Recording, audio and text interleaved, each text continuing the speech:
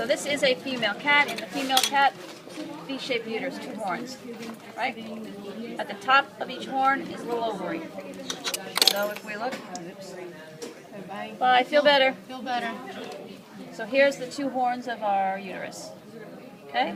And at the top of the uterus, that little round piece right there, that's the ovary, okay? Around the ovary is the fallopian tube, that's this. That helps to direct the egg down into the fallopian tube, which is right around here somewhere. That one's ripped on that side. Anyway, ovary, uterus. Where the 2 horns of the uterus come together down here, that's the body of the uterus. And that's all you can really see on her. These uterine horns are attached to the back body wall to keep them in place by several different ligaments. One of them is this material right here that just looks like a membrane.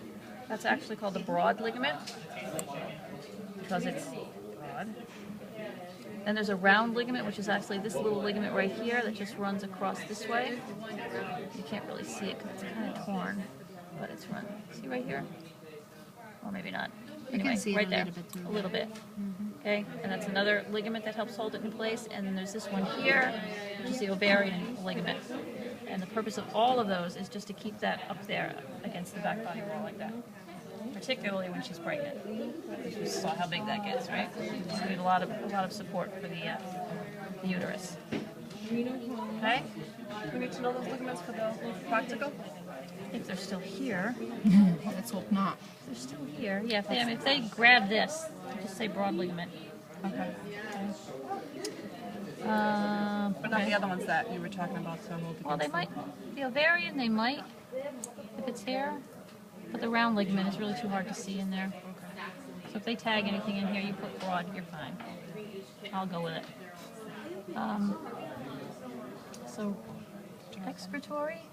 So You here's want your, to come this way, honey? No, Jonathan will do it because I think it's better if you can sit that way forward. okay, so here's your kidney. Right? Right? Better? Yeah. Okay. Those kidneys are raunchy. So here's your kidney. Yeah, you see the renal vein, we can see the renal artery, that's a good view. This right here, coming down from the kidney, is the ureter. Okay, so the ureter carries the filtrate down to this organ here, which is the urinary bladder. So you can see them, you can follow them coming down right here, right? So they're right here, and they're right here. The bladder fills, and then the filtrate comes out through the urethra, which is right here, and out of the body. Okay? And that's really all you can see on her. Nice view of the. Look at Yeah, that. the kidneys are really good. Those are nice. I'm sure Those they will vessels. use that one. Oh, look, you can see the. The Wow. division for the... That. Look at here's your lumbar. Your lumbar arteries. Here's a lumbar vein. This is your inferior mesenteric. So here's your external iliac. Here's your internal iliac arteries. Here's your caudal right down there on the bottom. See that? Your caudal artery. If we move those aside a little bit, we can. You see the big blue V in there? Okay, so those are your common, your external iliac veins, and then branching inward from them.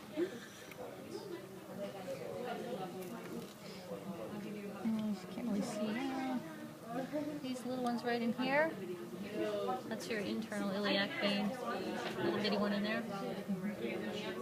It's not so bad. Definitely see a lot more on this one than... How about the over here? Oh, all right. So here's your splenic. So your celiac trunk is like right here. The 3 branches are the splenic, which would be this one going to the spleen, and okay, well, the splenic going to the spleen, and there should be one going to the stomach and one going to the liver. I don't know where those are. That's your superior mesenteric artery going to the mesentery.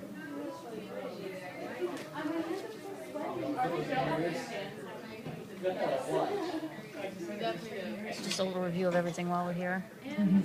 So here's your gallbladder. Here's your cystic duct or your bile duct.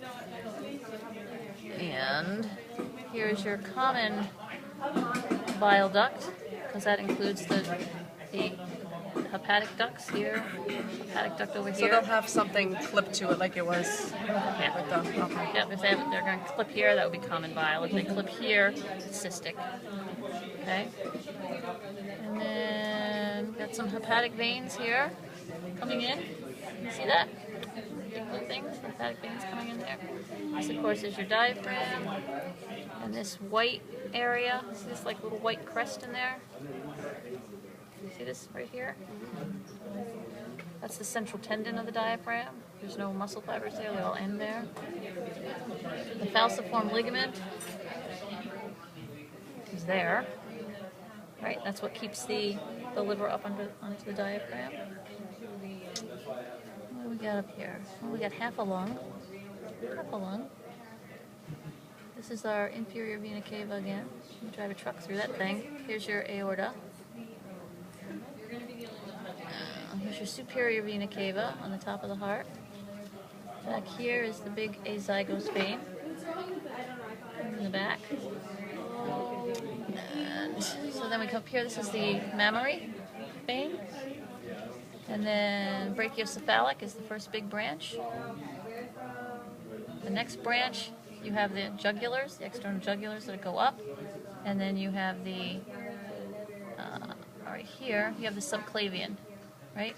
Subclavian. And when it's in the armpit, it is the, there we go. Here, it's axillary, brachial, and down there somewhere is the radial. Right? And then we can do the aorta. So here's the aorta. It's branching coming back down. The first branch off here is the brachiocephalic. Right? The second branch, this one, is the subclavian. Okay?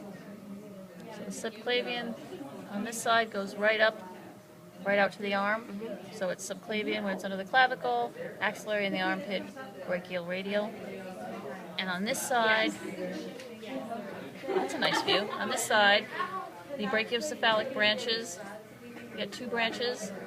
The first two branches are going to be the carotid arteries. They're going up to the head. And then this branch, oops, probably should have pulled on that. And then this branch over here is the subclavian on that side. Okay? That's not too bad, actually, the bigger ones. Now, and while I've got this in my hand, here's the trachea. Here's the thyroid cartilage up here. Okay, you can feel the ventral median prominence, the Adam's apple there. Behind the trachea is the esophagus, right? And then if we look up here, that's a lovely little epiglottis right there. If you look down in there, you can actually see the arytenoid cartilages, right? Cartilages in there, and the vocal folds attach. Okay. And if we follow that esophagus down, it's right here. It's coming through the diaphragm at the hiatus, and then it meets the stomach, right? This is the fundus of the stomach, and there is a esophageal sphincter, right? This is the body of the stomach. Down here, the bottom part of the J is the pyloric region of the stomach. Pyloric sphincter. First loop here is duodenum. Well, it's a little bit chewed up here, but this tissue right here, that attaches onto the duodenum and runs under the stomach and over to the spleen, which is the beef teriyaki, this thing, right? Yep, That's all pancreas. That's pancreas tissue. What's left of it. Again, this is spleen. This is the greater omentum. And the smaller is on the And other this is side. the lesser omentum on the other side of the stomach. The rugae of the stomach. So this is all jejunum. Jejunum. The last little part that's less curly is the ileum. This is the cecum. This is the bulb there, right? And you would have an appendix hanging off here. There's an ileocecal valve to regulate flow from the small to the large intestines. If we look at the large intestines. Okay, we have our ascending, our transverse, our descending, down to the colon, down to the rectum. And this is what's left, this membrane down here is what's left of the mesocolon, which holds the rectum up against the back body wall. And then, of course, the anus. Not too bad. Do we need anything with the kidney? Seems easier when